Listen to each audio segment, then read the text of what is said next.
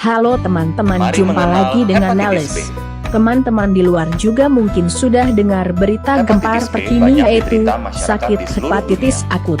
Mari kita lihat Merupakan apa yang salah satu dikatakan penyakit oleh WHO infeksi pada dan hati apa itu penyakit hepatitis yang akut disebabkan ini. oleh Kementerian Kesehatan meminta warga waspada akan penyakit hepatitis misterius ini. Penyakit ini menyerang anak-anak. Organisasi Kesehatan Dunia (WHO) menyatakan hepatitis akut sebagai kejadian luar biasa (KLB). WHO pertama kali menerima laporan pada tanggal 5 April 2022 dari Inggris dengan 10 kasus, dan mereka yang terinfeksi adalah anak-anak yang berusia 11 bulan sampai dengan 5 tahun. Yang mengerikan itu, penyebabnya belum diketahui.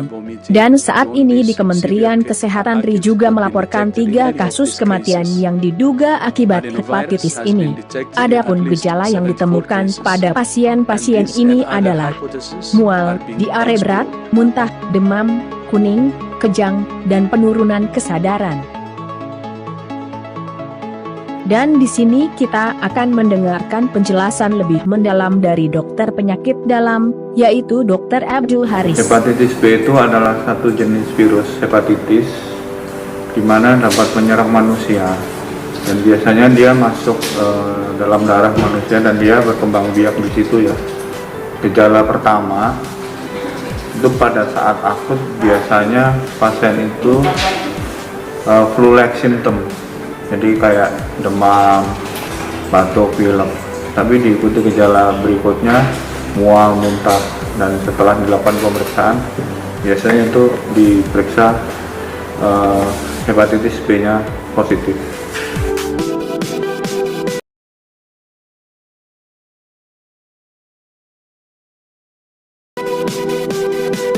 Penyebab tersering itu pastilah dia harus kontak dengan pasien ya. Kontaknya itu kontak darah dan cairan tubuh. Yang paling banyak adalah darah.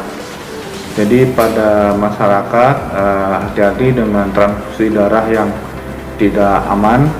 Jadi kami sarankan transfusi darah atau fragmen darah, plasma dan sebagainya harus dari sumber yang aman. Dalam hal ini rumah sakit yang bersertifikasi, PMI dan sebagainya.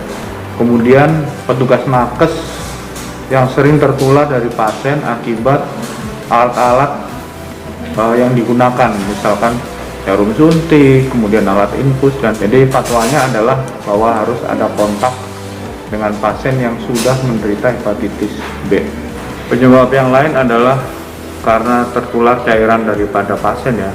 Tertular cairan ini dalam arti yang sangat luas, itu mukosa daripada lendir yang ada di mulut, ada di saluran kencing, maupun dari kemaluan, bahwa disitulah terjadi penularan. Misalkan orang yang sering berganti pasangan, tertular oleh cairan tubuh daripada pasien hepatitis B. Kalau pasien belum pernah tertular hepatitis B yang masih murni, itu bisa divaksinasi. Kemudian pasien yang sudah terkena hepatitis B, kita bisa diobatin dengan cara satu, kita deteksi virus hepatitis B-nya yang tentunya ya. Kemudian dilihat viral load-nya. Viral load itu dites dengan HPV DNA. Nah dari situlah parameter pengobatan kita dengan pengobatan antivirus untuk hepatitis B. Tentang berapa lamanya tergantung sampai seberapa jumlah viral load yang tidak terdeteksi oleh pemeriksaan. Jadi yang kita cek adalah HPV DNA-nya.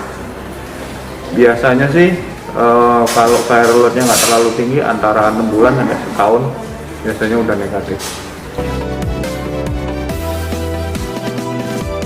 Para penderita hepatitis B jangan kecil hati, virus ini bisa diobati dan bisa dikendalikan. Saya harap para penderita ini bisa kontrol rutin ke dokter. Kalau sudah negatif, itu biasanya kita periksa setiap 3 bulan, bisa 6 bulan dengan dipantau viral load-nya, dan kadang-kadang kita pantau USG, apakah ada kerusakan hati atau tidak. Kalau semuanya terkontrol dengan baik, saya kira tidak ada masalah. Salam sehat, jangan menyerah. Oke, teman-teman, sampai di sini kita akan tahu lebih luas lagi dengan topik di